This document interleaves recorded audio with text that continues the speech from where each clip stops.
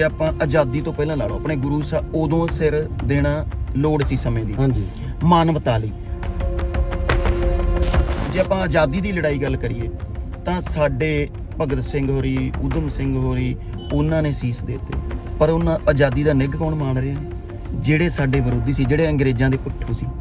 ਉਸ ਤੋਂ ਬਾਅਦ 84 ਚ ਵੇਖ ਲਓ ਕੀ ਹੋਇਆ, ਨਿੱਘ ਕੌਣ ਮਾਰ ਰਹੇ ਨੇ? ਜਿਹੜੇ ਗੱਦਾਰ ਸੀ, ਜਿਹੜੇ ਸਿਰੇ ਦੀਆਂ ਗੱਦਾਰੀਆਂ ਕੀਤੀਆਂ। ਤਾਂ ਹੁਣ ਸਰਕਾਰ ਦਾ ਫਿਰ ਜ਼ੋਰ ਲੱਗਿਆ ਕਿ ਇਹਨਾਂ ਨੂੰ ਲੜਾਓ, ਇਹ ਸ਼ਹੀਦ ਹੋਣ। ਉਹਨਾਂ ਨੇ ਤਾਂ ਕੁੱਤੇ ਬਿੱਲੇ ਦੀ ਮੌਤ ਆ ਅਸੀਂ ਸ਼ਹੀਦ ਕਹਿੰਦੇ ਆ ਹਨਾ, ਸਾਡਾ ਫਰਜ਼ ਹੈ। ਸਾਨੂੰ ਪਤਾ ਸੀ ਇਹ ਮਾਵਾਂ ਪੁੱਤ ਕਿਵੇਂ ਪਾਲਦੀਆਂ, ਮਾਵਾਂ ਨੇ ਕਿਵੇਂ ਪੁੱਤ ਪਾਲਿਆ। ਅੱਜ ਫਿਰ ਅਸੀਂ ਉਹ ਕੱਲੇ ਕੱਲੇ ਮਾਵਾਂ ਦੇ ਪੁੱਤ ਕਿਉਂ ਮਰਵਾਈਏ? ਸਾਡੀਆਂ ਮਾਵਾਂ ਨੇ ਪੁੱਤ ਫਾਲਤੂ ਜੰਮੇ ਆ ਵੀ 25 30 ਸਾਲ ਦੇ ਕਰਤੇ ਦੁੱਧ ਮਲਾਈਆਂ ਨਾਲ ਖਵਾ ਕੇ, ਤੇ ਅਸੀਂ ਜਾ ਕੇ ਇੱਥੇ ਦਿੱਲੀ ਨੂੰ ਝੋਕ ਆਈਏ। ਅੱਜ ਅਸੀਂ ਜਿਵੇਂ ਏਕਾ ਕੀਤਾ ਉਵੇਂ ਅਸੀਂ ਸਬਰ ਰੱਖਣਾ। ਇਹ ਹਾਰੇ ਪਏ ਆ, ਸਿਰਫ ਇੱਕ ਅੰਦਰੋਂ ਟੁੱਟੇ ਪਏ ਆ। ਇਹਨਾਂ ਦੀ ਜ਼ੁਬਾਨ ਚੋਂ ਹੁਣ ਕਢਾਉਣਾ ਹੈ ਕਿ ਹਾਂ ਬਿੱਲ ਰੱਦ ਕੀਤੇ। ਆਪਾਂ ਕੋਈ ਇਹ ਨਹੀਂ ਕਿ ਲਾਲ ਕਿਲੇ ਦੀਆਂ ਇੱਟਾਂ ਚੱਕ ਕੇ ਲਿਆਉਣੀਆਂ ਨੇ ਜਾਂ ਪਾਰਲੀਮੈਂਟ ਦੀਆਂ ਕੁਰਸੀਆਂ ਚੱਕ ਕੇ ਲਿਆਉਣੀਆਂ ਨੇ। ਆਪਾਂ ਤਾਂ ਉੱਥੇ ਲੋਕਾਂ ਨੂੰ ਜਗਾਉਣਾ ਹੁੰਦਾ, ਬੈਨਰ ਲੈ ਕੇ, ਪੋਸਟਰ ਲੈ ਕੇ। 3 ਰੰਗ ਛੱਡ ਕੇ ਚੌਥਾ ਵਿਚਲਾ ਵੀ ਤਾਂ ਸਾਡੀਆਂ ਨਿਹੰਗ ਸਿੰਘ ਫੌਜਾਂ ਦਾ ਰੰਗ ਆ। ਸਾਡੇ ਜ਼ੁਲਮ ਦੇ ਖਿਲਾਫ ਲੜਨ ਲਈ, ਆਪਣੇ ਹੱਕ ਲੈਣ ਲਈ ਕੇਸਰੀ ਝੰਡਾ ਦਿੱਤਾ ਸਾਨੂੰ ਗੁਰੂ ਸਾਹਿਬ ਨੇ। ਤੇ ਜਿਹੜੇ ਲੋਕ ਵਿਚਾਰੇ ਸੜਕਾਂ ਤੇ ਬੈਠੇ ਆ, ਸਾਡੇ ਬਜ਼ੁਰਗ ਬੈਠੇ ਆ, ਉਹਨਾਂ ਦੀ ਗੱਲ ਕਰਨ ਨਾਲ ਸੰਵਿਧਾਨ ਦਾ ਘਾਣ ਹੁੰਦਾ, ਉਹ ਦੂਜੇ ਪਾਸੇ ਸੰਵਿਧਾਨ ਵੱਜਦਾ। ਇਹਨਾਂ ਨੂੰ ਕਿਸੇ ਨੂੰ ਪੁੱਛ ਲਿਓ, ਸਿਵ ਸੈਨਾ ਦਾ ਸੰਵਿਧਾਨ ਪੁੱਛ ਲਿਓ, ਜੇ ਕਿਸੇ ਨੂੰ ਪਤਾ ਹੋਵੇ ਤਾਂ ਮੈਂ ਲੱਤ ਲਵਾਂਗਾ।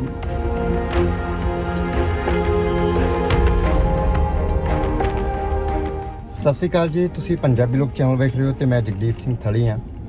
ਇਸ ਵੇਲੇ ਇੰਟਰਵਿਊ ਅਸੀਂ ਗੱਡੀ ਦੇ ਵਿੱਚ ਬੈਠ ਕੇ ਕਰਨ ਲੱਗੇ ਹਾਂ। ਫਰੀਦਕੋਟ ਵਿਖੇ ਹਾਂ। ਫਰੀਦਕੋਟ ਵਿਖੇ ਅੱਜ ਬਹੁਤ ਸਾਰੇ ਕਲਾਕਾਰ ਭਰਾ, ਸਮਾਜ ਸੇਵੀ ਲੋਕ ਤੇ ਹੋਰ ਬਹੁਤ ਸਾਰੀਆਂ ਰੂਹਾਂ ਇਕੱਠੀਆਂ ਹੋਈਆਂ ਤੇ ਸ਼ਹਿਰੀ ਲੋਕਾਂ ਨੂੰ ਦੱਸਿਆ ਜਾ ਰਿਹਾ ਬਿੱਲਾਂ ਬਾਰੇ।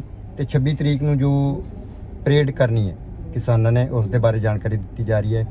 ਮੇਰੇ ਨਾਲ ਕਲਾਕਾਰ ਗਲਬ ਬੜੈਚ। ਸਤਿ ਸ਼੍ਰੀ ਅਕਾਲ ਜੀ ਸਾਰਿਆਂ ਨੂੰ, ਪਿਆਰ ਭਰੀ ਸਤਿ ਸ਼੍ਰੀ ਅਕਾਲ। ਬਾਈ ਜੀ ਠੀਕ ਹੋ? ਬਹੁਤ ਵਧੀਆ ਜੀ। ਹੁਣੇ ਤੁਸੀਂ ਬੋਲ ਕੇ ਹਟੇ ਹੋ ਸਟੇਜ ਤੋਂ, ਮੈਂ ਵੀ ਸਪੀਚ ਸੁਣੀ, ਬਹੁਤ ਵਧੀਆ ਤੁਸੀਂ ਬੋਲੇ ਹੋ। ਤੇ ਮਕਸਦ ਕੀ ਸੀ ਬਾਈ ਜੀ ਅੱਜ ਦਾ ਵੈਸੇ ਮੁੱਖ ਇੱਥੇ ਆਉਣ ਦਾ? ਇੱਕ ਤਾਂ ਆਪਣੇ ਜਿਹੜੇ ਉੱਥੇ ਭਰਾ ਬੈਠੇ ਆ ਦਿੱਲੀ, ਆਪਾਂ ਸਾਰੇ ਬੈਠੇ ਆ ਉੱਥੇ, ਜੀ ਕਿ ਉਹਨਾਂ ਦਾ ਹੋਰ ਹੌਸਲਾ ਵਧੇ। ਤਾਂ ਆਪਣੇ ਜਿਹੜੇ ਹੁਣ ਹਾਲੇ ਵੀ ਸੱਜਣ ਭਰਾ, ਮਿੱਤਰ, ਦੋਸਤ ਸਾਰੇ ਇੱਥੇ ਬੈਠੇ ਆ ਪੰਜਾਬ 'ਚ, ਕਿ ਉਹਨਾਂ ਨੂੰ ਲਾਮਬੰਦ ਕੇ ਵੱਧ ਤੋਂ ਵੱਧ ਆਪਾਂ ਜਾਈਏ ਉੱਥੇ। ਜੇ ਉੱਥੋਂ ਜਾਣਗੇ ਤਾਂ ਉੱਥੇ ਜਿਹੜੇ ਇੰਨੇ 45 48 ਦਿਨ ਦੇ ਬੈਠੇ ਆ ਤਾਂ ਇੱਕ ਅੱਧਾ ਦਿਨ ਉਹ ਵੀ ਇੱਥੇ ਆ ਕੇ ਮਤਲਬ ਘਰ-ਬਾਰ ਵੇਖ ਜਾਣਗੇ। ਤੇ ਇੱਕ ਹੈ ਵੀ 26 ਤਰੀਕ ਨੂੰ ਆਪਣੀ ਸ਼ਮੂਲੀਅਤ ਵੱਧ ਤੋਂ ਵੱਧ ਚਾਹੀਦੀ ਹੈ ਉੱਥੇ। ਜਿੰਨੀ ਆਪਣੀ ਜੇ ਭਾਰਤ ਸਰਕਾਰ ਵੱਲੋਂ ਜਿਹੜਾ ਗਣਤੰਤਰ ਦਿਵਸ ਦਾ ਪ੍ਰੋਗਰਾਮ ਹੁੰਦਾ, ਜੇ ਉੱਥੇ ਲੱਖ ਬੰਦਾ ਤਾਂ ਸਾਡਾ 5 ਲੱਖ ਹੋਣਾ ਚਾਹੀਦਾ। ਅੱਛਾ। ਤਾਂ ਵੀ ਜਿੰਨੀ ਗਿਣਤੀ ਵਧੂਗੀ, ਆਪਾਂ ਉੱਥੇ ਸੜਕਾਂ 'ਤੇ ਜਿਹੜੀ ਪਰੇਡ ਕਰਨੀ ਹੈ, ਉੱਥੇ ਟਰੈਕਟਰਾਂ ਤੇ ਡਿਸਪਲਿਨ ਆ ਜਿਹੜਾ ਸਾਡਾ, ਉਸ ਏਕੇ ਜਿਹੜਾ ਆਪਾਂ ਏਕੇ ਦੀ ਗੱਲ ਕਰਦੇ ਹਾਂ, ਉਹ ਏਕਾ ਦਿਖਾਵਾਂਗੇ। ਤਾਂ ਉਹਦੇ ਲਈ ਵੱਧ ਤੋਂ ਵੱਧ ਲਾਮਬੰਦੀ ਕਰਨ ਲਈ ਤੇ ਅਪੀਲ ਕਰਨ ਲਈ ਕਿ ਆਓ ਉਹਨਾਂ ਜਿਹੜੇ ਬੈਠੇ ਭਰਾ, ਉਹਨਾਂ ਦਾ ਹੌਸਲਾ ਵੀ ਵਧੇ ਤੇ ਆਪਣੀ ਜਿਹੜੀ 26 ਤਰੀਕ ਨੂੰ ਆਪਣੀ ਗਿਣਤੀ ਇਸ ਲੈਵਲ ਦੀ ਇੰਨੀ ਹੋਣੀ ਚਾਹੀਦੀ ਹੈ ਕਿ ਪਤਾ ਲੱਗੇ, ਦੁਨੀਆ ਭਰ 'ਚ ਪਤਾ ਲੱਗੇ ਕਿ ਅੱਜ ਭਾਰਤ ਦਾ ਕਿਸਾਨ ਤੇ ਪੰਜਾਬ ਦੀ ਅਗਵਾਈ 'ਚ ਕਿ ਸਰਕਾਰ ਜਿਹੜੀ ਡਿਕਟੇਟਰ ਸਰਕਾਰ ਆ, ਮੋਦੀ ਹੈ, ਕਿ ਜਿਹਨੇ ਇੱਕ ਹਿਟਲਰ ਵਾਲਾ ਕੰਮ ਫੜ ਲਿਆ ਕਿ ਉਹਦੇ ਗੋਡਣੀਆਂ ਲਵਾਉਣੀਆਂ।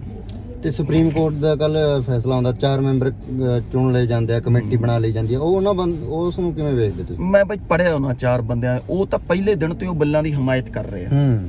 ਤੇ ਵੈਸੇ ਤਾਂ ਜਥੇਬੰਦੀਆਂ ਆਪਣੇ ਕਿਸਾਨਾਂ ਨੇ ਕਹਿਤਾ ਕਿ ਅਸੀਂ ਉਹ ਕਮੇਟੀ ਨੂੰ ਨਹੀਂ ਮਿਲਾਂਗੇ, ਕਿਉਂਕਿ ਮਿਲਣ ਦਾ ਫਾਇਦਾ ਹੀ ਨਹੀਂ। ਉਹ ਕਹਿੰਦੇ ਸੁਪਰੀਮ ਕੋਰਟ ਕਹਿੰਦੀ ਇਹਨਾਂ ਨਾਲ ਵਿਚਾਰ ਵਟਾਂਦਰਾ ਕਰੋ ਵੀ ਕੀ ਚੱਕਰ ਹੈ, ਕੀ ਖਾਮੀਆਂ ਨੇ। ਉਹ ਤਾਂ ਕਹਿੰਦੇ ਵੀ ਹੁਣ ਤੱਕ ਤਾਂ ਦੱਸ ਤਾਂ ਦਿੱਤੀਆਂ ਕੀ ਖਾਮੀਆਂ ਨੇ, ਸਰਕਾਰ ਮੰਨ ਵੀ ਕੀ ਖਾਮੀਆਂ ਨੇ, ਪਰ ਅਸੀਂ ਤਾਂ ਬਿੱਲ ਰੱਦ ਕਰਵਾਉਣੇ ਨੇ। ਜੇ ਤਾਂ ਸੁਪਰੀਮ ਕੋਰਟ ਬਿੱਲ ਰੱਦ ਦੀ ਗੱਲ ਕਰਦੀ ਆ ਤਾਂ ਅਸੀਂ ਕਮੇਟੀ 'ਚ ਬੈਠਦੇ ਹਾਂ, ਮਿਲਦੇ ਹਾਂ। ਜੇ ਤੁਸੀਂ ਕਹਿੰਦੇ ਹੋ ਵੀ ਇਹਨਾਂ ਨਾਲ ਹੁਣ ਵਿਚਾਰ ਬਣਾ, ਤਾਂ ਉਹ ਨਹੀਂ ਅਸੀਂ ਕਰਾਂਗੇ, ਤਾਂ ਫਾਇਦਾ ਵੀ ਨਹੀਂ। ਅਸੀਂ ਖੁਦ ਕਹਿੰਦੇ ਹਾਂ ਕਿ ਕਿਉਂ ਬੈਠਣਾ ਬਈ, ਨਾਲੇ ਉਹ ਤਾਂ ਪੋਲੀਟੀਕਲੀ ਬੰਦੇ ਆ ਚਾਰੇ। ਇੱਕ ਆਪਣੇ ਪੰਜਾਬ ਦੇ ਆ ਜਿਹੜੇ ਮਾਨ ਸਾਹਿਬ, ਉਹ ਤਾਂ ਕਾਂਗਰਸ ਦੇ ਬੰਦੇ ਆ, ਤੇ ਉਹ ਤਿੰਨੇ ਬੀਜੇਪੀ ਦੇ ਬੰਦੇ ਆ। ਕਾਂਗਰਸ ਤਾਂ ਫਿਰ ਸਿੱਧੇ ਤੌਰ ਤੇ ਕਹਿ ਰਹੀ ਹੈ ਇਹਨਾਂ ਬਿੱਲਾਂ ਦਾ ਅਸੀਂ ਵਿਰੋਧ ਕਰਦੇ ਹਾਂ। ਉਹ ਤਾਂ ਕਹਿੰਦਾ ਵੀ ਹਾਥੀ ਦੇ ਦੰਦ ਖਾਣ ਦੇ ਤੇ ਦਿਖਾਉਣ ਦੇ, ਹੋਰ ਆ ਤਾਂ ਪਹਿਲੇ ਦਿਨ ਤੋਂ ਹੀ ਕਹਿ ਰਹੇ ਆ। ਕਿਹਦੇ ਲਈ ਕਹਿ ਰਹੇ ਆ? ਖੇਤੀਬਾੜੀ ਮੰਤਰੀ ਨੇ ਉਹ, ਅੱਧੇ ਪੰਜਾਬ ਨੂੰ ਸਾਡੇ ਨੂੰ ਪਤਾ ਵੀ ਨਹੀਂ ਕਿ ਖੇਤੀਬਾੜੀ ਮੰਤਰੀ ਵੀ ਉਹ ਨੇ। ਖੇਤੀਬਾੜੀ ਮੰਤਰੀ ਦੇ ਨਾਤੇ ਉਹਨਾਂ ਦਾ ਕੋਈ ਅੱਜ ਤੱਕ ਕੋਈ ਉਹਨਾਂ ਦੀ ਬਹਿਸ, ਕੋਈ ਉਹਨਾਂ ਦਾ ਬਿਆਨ ਜਾਂ ਉਹਨਾਂ ਦੀ ਕੋਈ ਵੀਡੀਓ ਆਈ ਹੈ ਜਿਹਦੇ 'ਚ ਸਮਝਾਉਂਦੇ ਹੋਣ ਬਿੱਲ ਕਿਵੇਂ ਖਤਰਨਾਕ ਨੇ? ਉਹ ਤਾਂ ਇੱਕ ਲੋਕਾਂ ਦਾ ਪ੍ਰੈਸ਼ਰ ਹੈ, ਪਰ ਅੰਦਰੋਂ ਤਾਂ ਉਹ ਚਾਹੁੰਦੇ ਆ। ਉਹ ਤਾਂ ਕਹਿੰਦੇ ਸੀ ਉੱਥੇ ਖਤਰਾ ਹੈ, ਜਿੱਦਣ ਰਾਜ ਆਪਣੇ ਨੂੰ ਮਿਲ ਕੇ ਆਇਆ ਅਮਿਤ ਸ਼ਾਹ ਨੂੰ, ਉਹ ਤਾਂ ਕਹਿੰਦੇ ਸੀ ਦੇਸ਼ ਦੀ ਸੁਰੱਖਿਆ ਨੂੰ ਖਤਰਾ ਹੈ ਵੀ ਛੇਤੀ ਨਿਬੇੜੋ। ਇੱਥੇ ਕਹਿੰਦੇ ਸੀ ਕੋਈ ਖਤਰਾ ਨਹੀਂ। ਇੱਥੇ ਜਦੋਂ ਬਿਆਨ ਦਿੱਤਾ ਕੋਈ ਖਤਰਾ ਨਹੀਂ ਕਹਿੰਦੇ ਦੇ, ਜਦੋਂ ਉੱਥੇ ਗਏ ਉੱਥੇ ਬਾਹਰ ਆਉਣ ਸਾਰੀ ਅਮਿਤ ਸ਼ਾਹ ਨੂੰ ਮਿਲਣ ਸਾਰ ਮੀਡੀਆ ਨੂੰ ਕਹਿੰਦੇ ਨੇ ਇਹ ਤਾਂ ਨੈਸ਼ਨਲ ਸਿਕਿਉਰਿਟੀ ਦਾ ਖਤਰਾ ਵੀ ਛੇਤੀ ਨਿਬੇੜਨ। ਆਪਦੇ ਬਿਆਨ ਹੀ ਦੇਖ ਲੈਣ ਕੈਪਟਨ ਸਾਹਿਬ। ਸੋ ਬਈ ਮੈਨੂੰ ਇੱਕ ਗੱਲ ਤੁਹਾਡੀ ਬਹੁਤ ਵਧੀਆ ਲੱਗੀ, ਜਿਵੇਂ ਤੁਸੀਂ ਗੱਲ ਕੀਤੀ ਵੀ 84 ਦੇ ਵਿੱਚ ਸਾਡੇ ਭਰਾ ਮਰੇ, ਖੂਨ ਖਰਾਬਾ ਹੋਇਆ, ਤੇ ਅਸੀਂ ਹੁਣ ਤੱਕ ਇਹੀ ਗੱਲਾਂ ਕਰ ਰਹੇ ਆ ਵੀ ਜਿਹੜੇ ਹੈਗੇ ਉਹਨਾਂ ਨੂੰ ਕਿਸੇ ਜਿਹੜੇ ਮਰੇ ਆ ਜੀ ਉਹਨਾਂ ਨੂੰ ਸ਼ਹੀਦ ਦਾ ਦਰਜਾ ਦਿੱਤਾ ਜਾਵੇ, ਜਾਂ ਜਿਹੜੇ ਜੇਲ੍ਹਾਂ 'ਚ ਆ ਉਹਨਾਂ ਦੀ ਰਿਹਾਈ ਕੀਤੀ ਜਾਵੇ। ਬਹੁਤ ਵਧੀਆ ਇਹ ਗੱਲ ਕੀਤੀ ਤੁਸੀਂ, ਮਤਲਬ ਕਿ ਫਿਰ ਹੁਣ ਉਹੀ ਦੌਰ ਫਿਰ ਸ਼ੁਰੂ ਹੋਊਗਾ। ਹਾਂ, ਤੇ ਉਹੀ ਗੱਲ ਕਰਕੇ ਮੈਂ ਕਹਿੰਦਾ ਸੀ ਆਪਾਂ ਉਹ ਦੌਰ ਨਹੀਂ ਸ਼ੁਰੂ ਕਰਨਾ ਕਿ ਗੱਡਵੀਂ ਲੜਾਈ ਤਾਂ ਆਪਾਂ ਨੂੰ ਸਦਾ ਹੀ ਪਸੰਦ ਹੈ। ਆਪਾਂ ਅਜੇ ਤੱਕ ਹਾਰੇ ਆ ਟੇਬਲ ਟਾਕ ਤੇ। ਉਹ ਗੱਲ ਜ਼ਰੂਰ ਇੱਕ ਵਾਰ ਫਿਰ ਦੱਸਿਓ।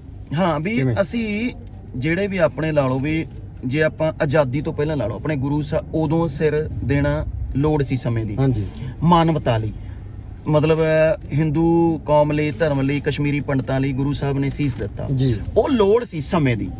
ਉਦੋਂ ਬਾਅਦ ਉਹਦੇ ਤੋਂ ਚੱਲਦੇ ਦੇਖ ਲਓ, ਜੇ ਆਪਾਂ ਆਜ਼ਾਦੀ ਦੀ ਲੜਾਈ ਗੱਲ ਕਰੀਏ ਤਾਂ ਸਾਡੇ ਭਗਤ ਸਿੰਘ ਹੋਰੀ, ਊਧਮ ਸਿੰਘ ਹੋਰੀ, ਉਹਨਾਂ ਨੇ ਸੀਸ ਦਿੱਤੇ, ਪਰ ਉਹਨਾਂ ਆਜ਼ਾਦੀ ਦਾ ਨਿੱਘ ਕੌਣ ਮਾਣ ਰਿਹਾ ਹੈ?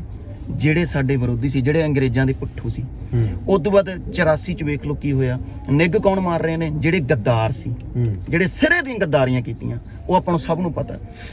ਉਸ ਤੋਂ ਬਾਅਦ ਹੁਣ ਜਦੋਂ ਸਾਡਾ ਨੌਜਵਾਨ ਜਾਗਿਆ, ਜਦੋਂ ਅਸੀਂ ਜਾਗੇ ਆ, ਹੁਣ ਜਦੋਂ ਅਸੀਂ ਉਹ ਕੁਰਸੀਆਂ ਤੇ ਬਹਿਣਾ, ਤਾਂ ਹੁਣ ਸਰਕਾਰ ਦਾ ਫਿਰ ਜ਼ੋਰ ਲੱਗਿਆ ਕਿ ਇਹਨਾਂ ਨੂੰ ਲੜਾਓ, ਇਹ ਸ਼ਹੀਦ ਹੋਣ। ਉਹਨਾਂ ਨੇ ਤਾਂ ਕੁੱਤੇ ਬਿੱਲੇ ਦੀ ਮੌਤ ਆ ਸੀ, ਅਸੀਂ ਸ਼ਹੀਦ ਕਹਿੰਦੇ ਆ ਹਨਾ, ਸਾਡਾ ਫਰਜ਼ ਹੈ। ਸਾਨੂੰ ਪਤਾ ਸੀ ਇਹ ਮਾਵਾਂ ਪੁੱਤ ਕਿਵੇਂ ਪਾਲਦੀਆਂ, ਮਾਵਾਂ ਨੇ ਕਿਵੇਂ ਪੁੱਤ ਪਾਲਿਆ।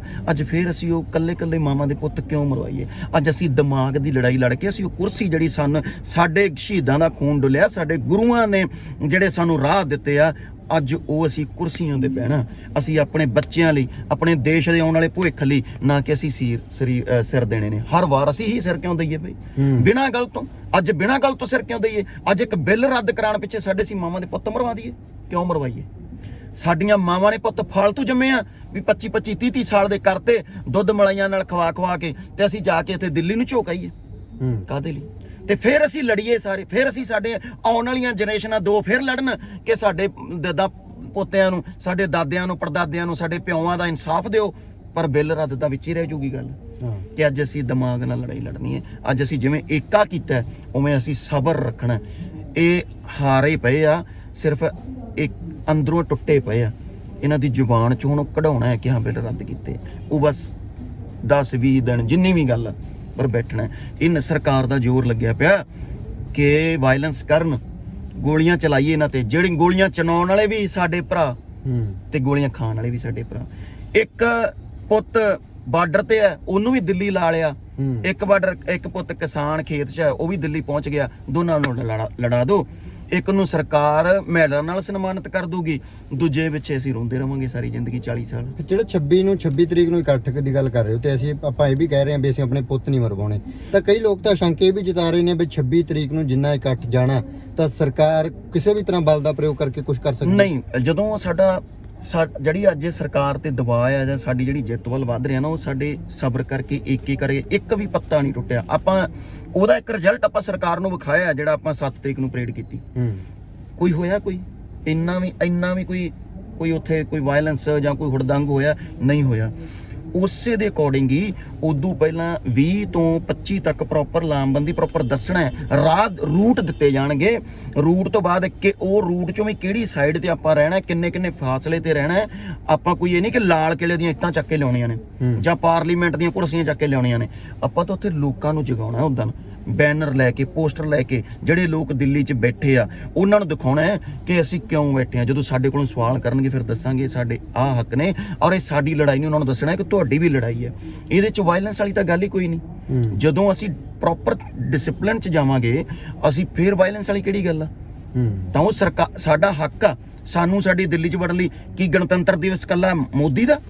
ਸਾਡਾ ਗਣਤੰਤਰ ਦਿਵਸ ਨਹੀਂ। ਸ਼ਹੀਦੀਆਂ ਤੇ ਸਾਡੇ ਭਰਾਵਾਂ ਨੇ ਦਿੱਤੀਆਂ, ਸਾਡੇ ਦਾਦਿਆਂ ਪੜਦਾਦਿਆਂ ਨੇ ਦਿੱਤੀਆਂ ਨੇ।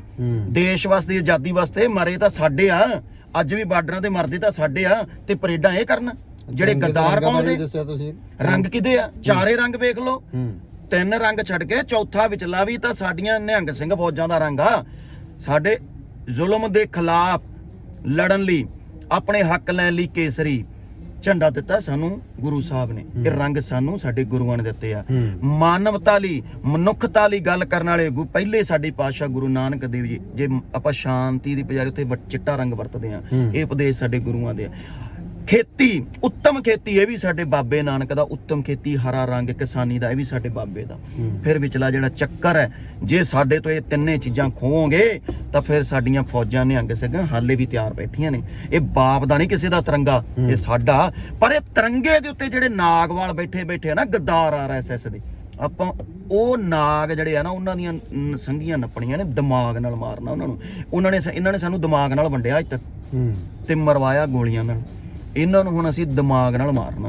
ਹੁਣ ਵੀ ਤਾਂ ਦਿਮਾਗ ਨਾਲ ਹੀ ਖੇਡਿਆ। ਫਿਰ ਜੇ ਸੁਪਰੀਮ ਕੋਰਟ ਗਏ ਆ, ਤੇ ਜੇ ਸੁਪਰੀਮ ਕੋਰਟ ਨੇ ਆਖਰੀ ਫੈਸਲਾ ਸਰਕਾਰ ਪੱਖ ਕਰਤਾ, ਫਿਰ ਕੀ ਹੋਊ? ਸਾਡਾ ਵੋਟਾਂ ਦਾ ਹੱਕ ਹੈ ਨਾ, ਸਾਨੂੰ ਸੰਵਿਧਾਨ ਦਿੰਦਾ। ਵੋਟਾਂ ਦੇ ਨਾਲ ਜਿਹੜੀ ਸਰਕਾਰ ਚੁਣੀ ਹੈ, ਉਸੇ ਸਰਕਾਰ ਨੇ ਵਿਧਾਨ ਸਭਾ 'ਚ, ਆਪਣਾ ਪਾਰਲੀਮੈਂਟ ਦੇ ਵਿੱਚ ਸਾਡਾ ਇਹ ਬਿੱਲ ਪਾਸ ਕੀਤਾ, ਤਾਂ ਉਸੇ ਸੰਵਿਧਾਨ ਦੇ ਅਕੋਰਡਿੰਗ ਹੀ ਇਹ ਬਿੱਲ ਵਾਪਸ ਹੋਊਗਾ।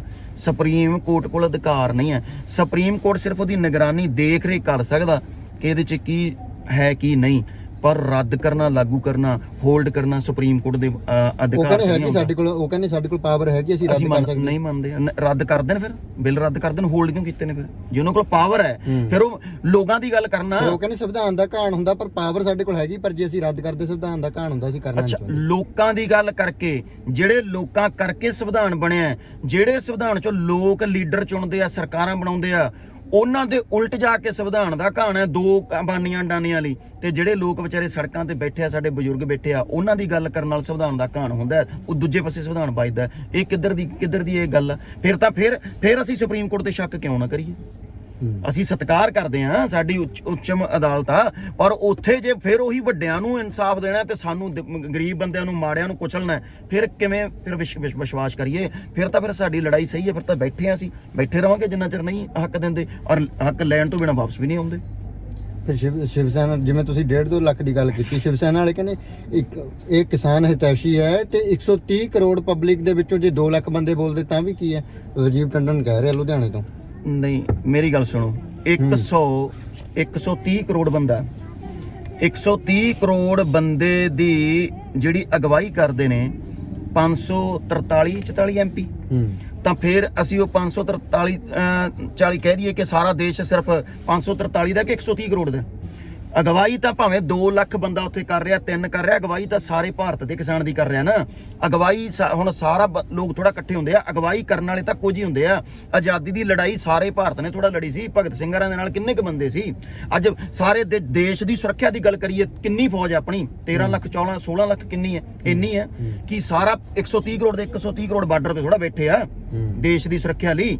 ਇਹ ਤਾਂ ਬੇਤੁਕੀਆਂ ਗੱਲਾਂ ਨੇ। ਅਗਵਾਈ ਕਰਨ ਵਾਲੇ ਉੱਥੇ ਬੰਦੇ ਬੈਠੇ ਆ, ਜਿਨ੍ਹਾਂ ਨੂੰ ਦਰਦ ਆ ਉਹ ਬੰਦੇ ਬੈਠੇ ਆ, ਪਰ ਜਿਹੜੇ ਇੱਥੇ ਘਰਾਂ 'ਚ ਮਾਵਾਂ ਬੈਠੀਆਂ, ਜਿਨ੍ਹਾਂ ਨੇ ਪੁੱਤ ਤੋਰਿਆ, ਉਹਨਾਂ ਦਾ ਵੀ ਉਹ ਵੀ ਉਸ ਇਸੇ ਹੱਕ 'ਚ ਆ ਕਿ ਬਿੱਲ ਰੱਦ ਹੋਣ। ਆ ਜਿਹੜੇ ਸੜਕਾਂ ਦੇ ਵੀਰ ਸਾਡੇ ਪੰਜਾਬ 'ਚ, ਹਰਿਆਣੇ 'ਚ, ਹੋਰ ਸਟੇਟਾਂ 'ਚ, ਉਹਨਾਂ ਦਾ ਵੀ ਗੱਲ ਤਾਂ ਕਰੋ ਜਾ ਕੇ ਲੋਕਾਂ ਨਾਲ। ਲੋਕਾਂ ਨੂੰ ਪੁੱਛੋ ਤਾਂ ਸੀ ਕਿ ਇਹ ਸਾਨੂੰ ਚਾਹੀਦਾ ਕੀ ਆ। ਉਹ ਕਹਿੰਦੇ ਬਿੱਲ ਰੱਦ ਚਾਹੀਦੇ ਆ। ਤਾਂ ਇਹ ਹਿਸਾਬ ਨਾਲ ਇਹਦਾ ਜੋ ਸਿਰਫ ਸਿਕਿਉਰਟੀਆਂ ਲੈਣ ਲਈ, ਮੈਂ ਸ਼ਿਵ ਸੈਨਾ ਦਾ, ਇਹਨਾਂ ਨੇ ਕਦੇ, ਇਹਨਾਂ ਨੂੰ ਐ ਪੁੱਛੋ ਬਾਈ ਜੀ, ਤੁਸੀਂ ਕਦੇ ਇੰਟਰਵਿਊ ਕਰਿਓ ਕਿ ਸ਼ਿਵ ਸੈਨਾ ਕਾਹਦੀ ਹੈ ਤੁਹਾਡੀ? ਸ਼ਿਵਜੀ ਮਹਾਰਾਜ ਜਿਹੜੀ ਸ਼ਿਵ ਸੈਨਾ ਕਿ ਤੁਹਾਡੀ, ਕਿ ਜਿਹੜਾ ਆਪਣਾ ਸ਼ਿਵਾਜੀ ਮਰਾਠਾ ਜਿਹੜੀ ਸ਼ਿਵ ਸੈਨਾ ਚੱਲਦੀ ਹੈ ਮਹਾਰਾਸ਼ਟਰ ਤੋਂ, ਬਾਲ ਠਾਕਰੇ ਵਾਲੀ, ਉਹਦੇ ਬੰਦੇ ਹੋ। ਇਹਨਾਂ ਨੂੰ ਇਹ ਨਹੀਂ ਪਤਾ ਹੋਣਾ ਸ਼ਿਵ ਸੈਨਾ ਸ਼ੁਰੂ ਕਿੱਥੋਂ ਹੋਈ, ਕਿੰਨੇ ਕੀਤੀ। ਬਾਲ ਠਾਕਰੇ ਯਾਰਾਂ ਜਿਹੜੀ ਸ਼ਿਵ ਸੈਨਾ, ਉਹਦੀ ਪਾਰਟੀ ਕਹਿੰਦੇ ਨੇ। ਉਹ ਤਾਂ BJP ਦੇ ਵਿਰੋਧੀ ਆ ਅੱਜ ਕੱਲ, ਤੇ ਇਹ ਉਹਦਾ ਮੋਦੀ ਦਾ ਗੁਣਗਾਨ ਗਾਈ ਜਾਂਦੇ ਨੇ। ਇਹਨਾਂ ਨੂੰ ਪਹਿਲਾਂ ਆਪ ਤਾਂ ਦੇਖ ਲਓ। ਇਹਨਾਂ ਨੂੰ ਕਿਸੇ ਨੂੰ ਪੁੱਛ ਲਿਓ, ਸ਼ਿਵ ਸੈਨਾ ਦਾ ਸੰਵਿਧਾਨ ਪੁੱਛ ਲਿਓ। ਜੇ ਕਿਸੇ ਨੂੰ ਪਤਾ ਹੋਵੇ ਤਾਂ ਮੈਂ ਲੱਤ ਲੰਘ ਜੂ ਲਾ ਕੇ ਟਿੱਕਾ ਤੇ ਬੋਲ ਕੇ ਖਾਲਿਸਤਾਨ ਵਿਰੋਧੀ, ਤੇ 2 ਭੜਕਾਊ ਬਿਆਨ ਦੇ ਕੇ ਇਹ ਸ਼ਿਵ ਸੈਨਾ ਬਣ ਗਿਆ। ਨਾਲ 4 ਗਨਮੈਨ ਮਿਲ ਜਾਂਦੇ ਆ। ਇਹਨਾਂ ਨੂੰ ਖਤਰਾ ਹੈ। ਸਾਡੇ ਬੰਦਾ ਜਦੋਂ ਕੋਈ ਬੋਲਦਾ ਕਿਸੇ ਵੀ ਪ੍ਰਤੀ, ਸਾਨੂੰ ਰੋਜ਼ ਮੋਦੀ ਦੇ ਭਗਤ ਗਾਲਾਂ ਕੱਢਦੇ ਨੇ, ਸਾਨੂੰ ਕੋਈ ਖਤਰਾ ਨਹੀਂ। ਸਾਨੂੰ ਮੋਦੀ ਦਾ ਭਗਤ ਅੰਨ ਭਗਤ ਆ ਜਿਹੜੇ ਉਹ ਗਾਲਾਂ ਕੱਢਦੇ ਆ, ਇਹ ਸ਼ਿਵ ਸੈਨਾ ਵਾਲੇ ਗਾਲਾਂ ਕੱਢਦੇ ਆ, ਸਾਨੂੰ ਵੀ ਮਾਰਨ ਦੀਆਂ ਧਮਕੀਆਂ ਦਿੰਦੇ ਆ।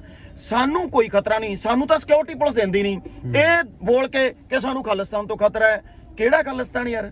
ਤੇ ਇਹ ਇਹਨਾਂ ਨੂੰ ਸਿਕਿਉਰਿਟੀਆਂ ਮਿਲ ਜਾਂਦੀਆਂ ਨੇ, ਸਾਡੇ ਨਾਲ ਫਿਰ ਸਰਕਾਰ ਵਿਤਕਰਾ ਨਹੀਂ ਕਰਦੀ।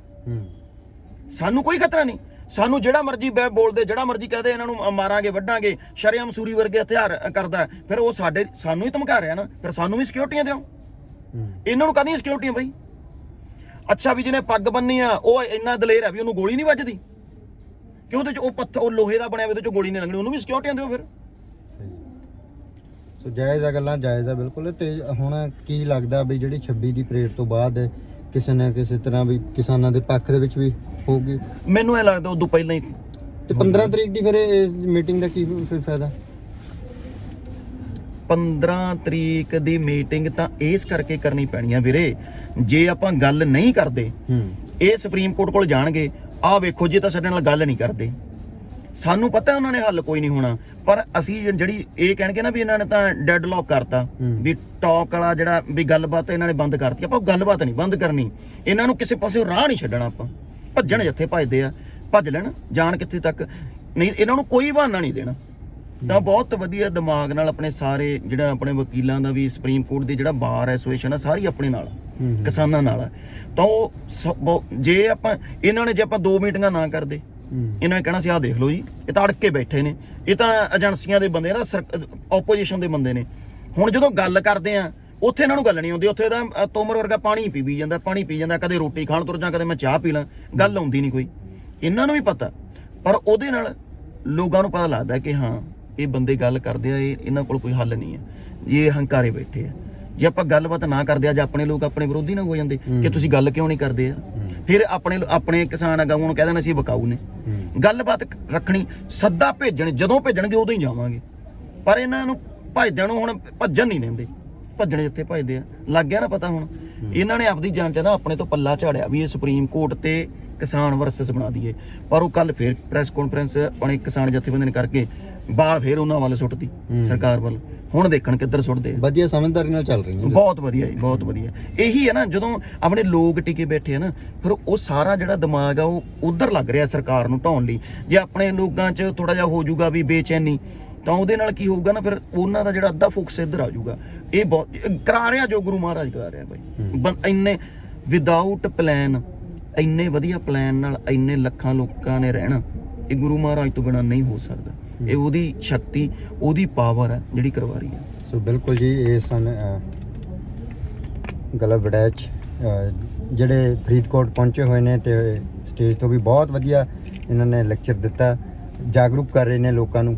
ਸੋ 26 ਤਰੀਕ ਦੀ ਪਰੇਡ ਦੇ ਵਿੱਚ ਵੱਧ ਤੋਂ ਵੱਧ ਲੋਕਾਂ ਨੂੰ ਪਹੁੰਚਣ ਦੇ ਲਈ ਕਿਹਾ ਜਾ ਰਿਹਾ ਹੈ। ਸੋ ਜ਼ਰੂਰ ਕਿਸਾਨੀ ਮੋਰਚੇ ਨੂੰ, ਇਸ ਅੰਦੋਲਨ ਨੂੰ ਸਮਰਥਨ ਦਿਓ। ਜਗਦੀਪ ਸਿੰਘ ਥਲਿੰਗ ਦੀ ਇਜਾਜ਼ਤ, ਧੰਨਵਾਦ।